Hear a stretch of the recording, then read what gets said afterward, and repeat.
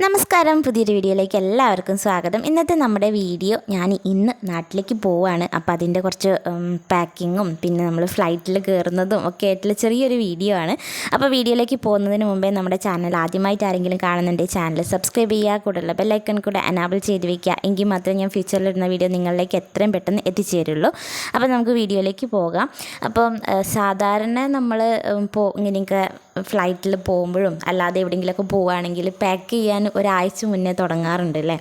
ഞാൻ അങ്ങനെയൊന്നും ചെയ്തിട്ടില്ല. പോകുന്നതിൻ്റെ അന്ന് വരെ ഞാൻ പാക്ക് ചെയ്യുമായിരുന്നു. അതായത് തലേന്നാണ് ഞാൻ സ്റ്റാർട്ട് ചെയ്തിട്ടുണ്ടായിരുന്നത് പാക്കിങ്ങും കാര്യങ്ങളൊക്കെ.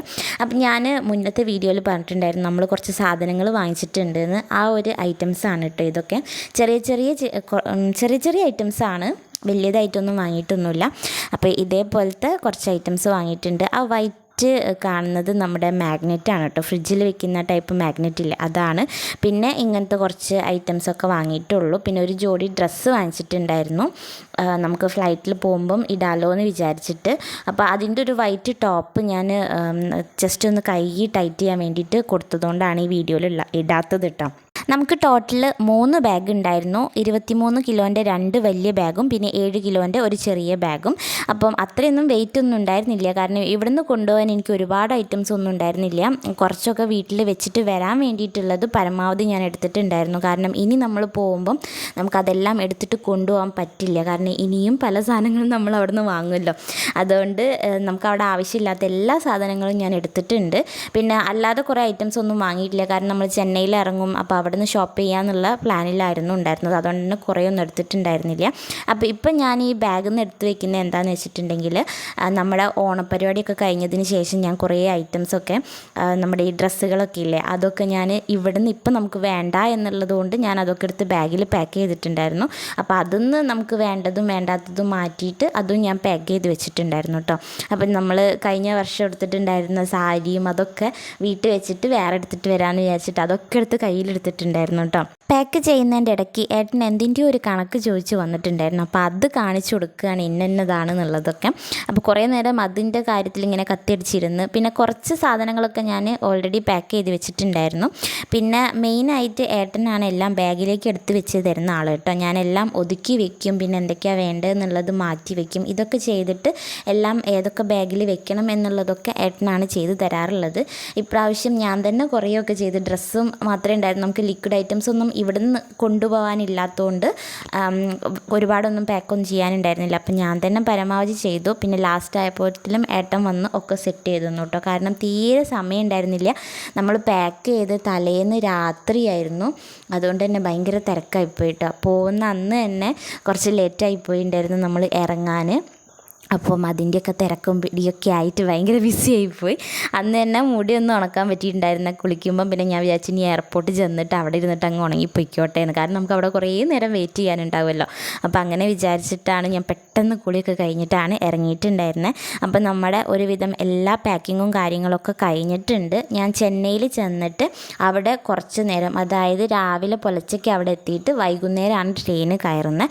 ആ സമയമാകുമ്പോഴേക്കും അമ്മയും ചേച്ചീൻ്റെ മോളും അവിടെ എത്താൻ പറഞ്ഞിട്ടുണ്ടായിരുന്നു. അപ്പോൾ ഞങ്ങൾ 2 പേര് 1 മണിക്കൂർ 2 മണിക്കൂറിൻ്റെ ഡിഫറൻസിൽ ഞങ്ങളവിടെ ചെന്നൈയിൽ എത്തുമായിരുന്നു. അപ്പം നമ്മൾ റൂമൊക്കെ എടുത്തിട്ടുണ്ടായിരുന്നു കേട്ടോ. അപ്പോൾ ഒരു ദിവസം നമ്മൾ എൻജോയ് ചെയ്യാമെന്ന് വിചാരിച്ചിട്ടായിരുന്നു. അങ്ങനെ നമ്മുടെ പാക്കിങ്ങൊക്കെ കഴിഞ്ഞ് നമ്മൾ എയർപോർട്ടിൽ എത്തിയിട്ടുണ്ട്. മുടിയൊന്നും ഉണക്കിയിട്ടുണ്ടായിരുന്നില്ല, കെട്ടിയിട്ടില്ല, ഒന്നും ചെയ്തിട്ടില്ല, അങ്ങനെ വാരി വലിച്ച് പോകുന്നതാണ് കേട്ടോ. അവസാനം എന്ന് വെച്ചാൽ നമുക്ക് ഡ്രസ്സൊക്കെ എവിടെയാണെന്നുള്ളത് പോലെ കൺഫ്യൂഷനായിപ്പോയി, കാരണം സമയം ഉണ്ടാകുമെന്ന് വിചാരിച്ചിട്ടുണ്ടായിരുന്നു. അപ്പം നമ്മൾ പുറത്ത് പോയി അവസാനത്തെ ഒരു ഷോപ്പിങ്ങും കൂടെ ചെയ്ത് വന്നപ്പോഴേക്കും ലേറ്റായി. പിന്നെ എല്ലാം പെട്ടെന്നായിരുന്നു, എടിപിടിയെന്നും പറഞ്ഞിട്ടായിരുന്നു. പക്ഷെ നമ്മൾ കറക്റ്റ് സമയത്ത് അവിടെ എയർപോർട്ടിലെത്തി. അവിടെ ഏകദേശം ഒരു 2 മണിക്കൂർ 2.5 മണിക്കൂർ അവിടെ നമ്മൾ വെയിറ്റ് ചെയ്തിട്ടൊക്കെ ഉണ്ടായിരുന്നു കേട്ടോ. പിന്നെ ബോറടി ഒന്നും ഉണ്ടായിരുന്നില്ല. കുറേ നേരം ഞാൻ മൊബൈലിലൊക്കെ കളിച്ചിരുന്ന് അങ്ങനെ ബോറടി ഒന്നും ഇല്ലാണ്ട് അവിടെ ഇരുന്നിട്ടുണ്ടായിരുന്നു. ആദ്യമായിട്ടാണ് ഞാൻ തനിച്ച് ഫ്ലൈറ്റിൽ കയറുന്നത്. അപ്പോൾ അതിൻ്റെ ഒരു ടെൻഷൻ, ആ എയർപോർട്ട് കണ്ടപ്പോൾ ഒരു ടെൻഷൻ ഉണ്ടായിരുന്നു. അത് കഴിഞ്ഞപ്പോൾ അതൊക്കെ മാറി കേട്ടോ. കാരണം നമ്മുടെ കൂടെ ഉണ്ടായിരുന്ന ആ ഫ്ലൈറ്റിൽ കയറാനുള്ളവരെല്ലാം ഒരുവിധം മലയാളീസും പിന്നെ നമ്മുടെ ചെന്നൈയിൽ തമിഴന്മാരൊക്കെ ആയിരുന്നു. അതുകൊണ്ട് തന്നെ നമുക്ക് വലിയ ടെൻഷനൊന്നും ഉണ്ടായിരുന്നില്ല. പിന്നെ ഒരുപാട് പേരുണ്ടാവും എന്നൊക്കെ വിചാരിച്ചു കേട്ടോ കയറാനൊക്കെ.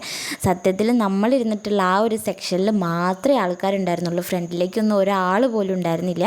അപ്പോൾ ഈ രാത്രി ഉറങ്ങാൻ ഉറങ്ങേണ്ടവരൊക്കെ ഉണ്ടെങ്കിൽ ഓരോരുത്തർ ഓരോ സീറ്റിൽ പോയിട്ട് സുഖമായിട്ട് കിടന്നിട്ടാണ് ഉറങ്ങിയിട്ടുണ്ടായിരുന്നത് കേട്ടോ. അത്രയ്ക്ക് ആൾ കുറവായിരുന്നു. അപ്പോൾ നമ്മൾ എയർപോർട്ടിൻ്റെ ചെക്കിങ്ങും കാര്യങ്ങളൊക്കെ കഴിഞ്ഞ് നമ്മൾ ഉള്ളിലെത്തിയിട്ടുണ്ട് കേട്ടോ. ചെക്കിങ്ങും കാര്യങ്ങളായിരുന്നു ഏറ്റവും വലിയ റിസ്ക് എന്ന് പറയുന്നത്. കാരണം നമ്മുടെ ഇലക്ട്രിക് ഐറ്റംസ് എല്ലാം എടുത്ത് പുറത്തിട്ടിട്ട് പിന്നെ അതിനെടുത്ത് അതേപോലെ വെക്കുക എന്ന് പറയുന്നത് അതൊരു വലിയ ടാസ്ക് തന്നെയാണ്.